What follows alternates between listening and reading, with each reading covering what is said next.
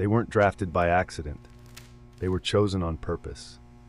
During the Vietnam War, the US government launched a real program called Project 100,000.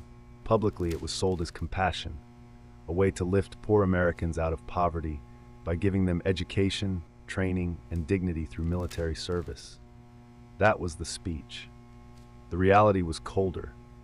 The program deliberately lowered enlistment standards to accept men who failed basic intelligence tests, men with cognitive disabilities, men who struggled to read, reason, or follow complex instructions. In internal documents, they were labeled New Standards Men. They were told the Army would make them better. The program was pushed by Robert McNamara, a man who believed war could be managed like data. Bodies became numbers.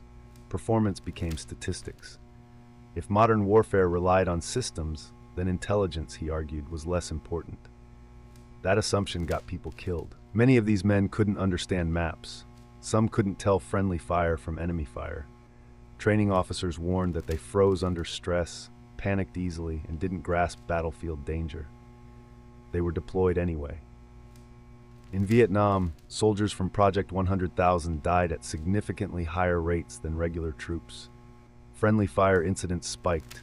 Some wandered into minefields because they didn't understand warnings. Others followed orders they didn't comprehend until it was too late. They weren't cowards. They were unprepared. After the war, there was no rescue waiting.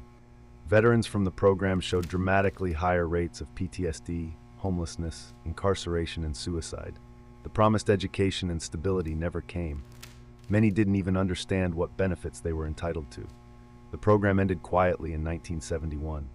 No apology, no public reckoning. What makes Project 100,000 brutal isn't just that vulnerable men were sent to war. It's that the government knew they would fail and sent them anyway to see what would happen. They weren't trained to survive. They were used to test a theory. And when the data was collected, they were abandoned with the results.